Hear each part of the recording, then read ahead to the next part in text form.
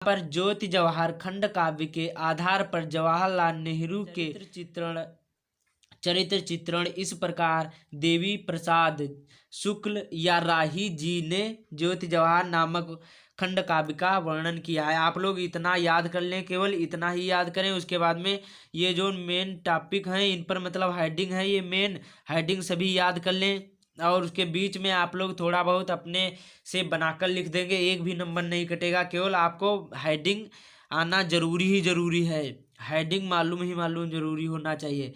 इस प्रकार से आपको यहाँ पर लिख दें, मतलब ज्योति जवाहर खंड काव्य के आधार पर जवाहरलाल नेहरू जी की का चरित्र चित्रण इस प्रकार देवी प्रसाद शुक्ल या राही जी ने ज्योति जवाहर खंड काव्य मतलब नामक खंड काव्य का वर्णन किया। इस प्रकार से लिखेंगे। उसके बाद में आप हेडिंग डालेंगे काले पेन से। हेडिंग, पहली हेडिंग पड़ेगी अलौकिक पुरुष। कौन सी हेडिंग पड़ेगी? अलौकिक पुरुष। कवि ने जवाहरलाल नेहरू के व्यक्तित्व में अलौकिकता का वर्णन किया है, वह दिव्य तत्वों से निर्मित अलौकिक पुरुष है। इस प्रकार से लिखेंगे अलौकिक पुरुष में, यह पहली हेडिंग हो गई। और दूसरी हेडिंग है राष्ट्रीय भावों के प्रेरक, मतलब जवाहरलाल नेहरू जो थे वो राष्ट्रीय भावों के प्रेरक थे। ये दूसरी हेडिंग है, पहली अलौकिक पुरुष और दूसरी है राष्ट्रीय भावों के प्रेरक। इसमें क्या लिखना है? जवाहरलाल नेहरू। उसमें जो विद्या में या आपके किताब में दिया रहे वो बहुत सारा ज़्यादा दिया है, मैं उसमें शॉर्ट का लिखा हूँ, जो मेन है वही मैं लिखकर आपको बता रहा हूँ। राष्ट्रीय भावों के प्रेरक जवाहरलाल नेहरू का व्यक्तित्व भारतीयों को राष्ट्रीय भावनाओं की प्रेरणा देने वाला है। उनके व्यक्तित्व में अशोक जी की युद्ध विरक्त, बुद्ध की करुणा, महावीर की अहिंसा, प्रताप का मतलब जो महाराणा प्रताप थे का स्वाभिमान और आज लोगों की झलक दिखाई पड़ती है। मतलब जवाहरलाल नेहरू में आपको राष्ट्रीय भावों में क्या, भावों के प्रेरक में क्या लिखना है? मतलब ये अशोक के युद्ध विरक्त, बुद्ध की करुणा, महावीर की अहिंसा, प्रताप का स्वाभिमान और छत्रपति शिवाजी की मतलब जो वीरता, इस प्रकार से आपको लिखना है राष्ट्रीय भावों के प्रेरक में। और अगली हेडिंग है, आपको क्या लिखना है? अगली हेडिंग है दृढ़ पुरुष। अगली हेडिंग है दृढ़ पुरुष। तीसरी, नायक जवाहरलाल नेहरू में कठिनाइयों में धैर्य धारण करने की अद्भुत क्षमता है। वे ऊपर से सैनिक के शरीर के समान कठोर और अंदर से साधु के समान कोमल है। मतलब दृढ़ पुरुष में आपको लिखना है नायक जवाहरलाल नेहरू कठिनाइयों के धैर्य धारण करने की अद्भुत क्षमता और ऊपर से सैनिक के शरीर में के समान कठोर और अंदर से साधु के समान कोमल है, दृढ़ पुरुष में लिखना है।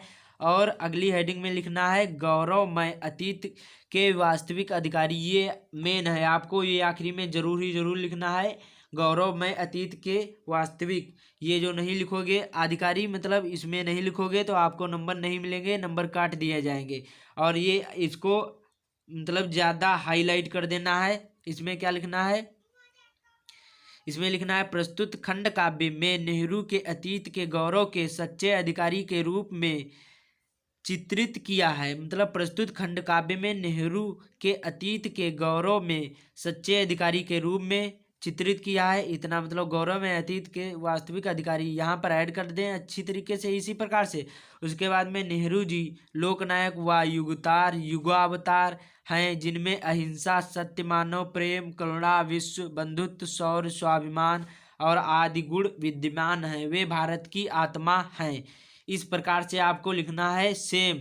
अब बताऊंगा आप लोग कि कौन कौन से जिले में ये आता है। खंड काव्य कानपुर, प्रतापगढ़, मिर्जापुर, ललितपुर, रामपुर, गोंडा आदि जिलों के लिए है। आप लोग जो कानपुर से हैं या प्रतापगढ़ से हैं या मिर्जापुर से हैं या ललितपुर से हैं या रामपुर से हैं या गोंडा जिले से, इसमें से आप लोग किसी भी जो जिले से हैं तो आप लोग ज्योति जवाहर खंड काव्य ही याद करें। और बाकी सभी होते हैं ये इतने सारे, आपको कोई नहीं याद करना है, केवल यही खंड काव्य याद करना है।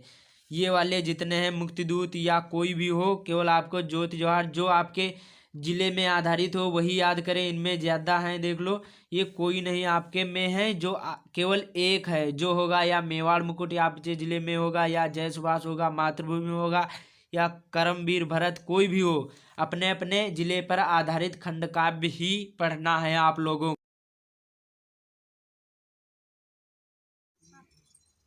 चैनल पर नए हो तो चैनल को सब्सक्राइब करके बेल आइकन को प्रेस कर दो।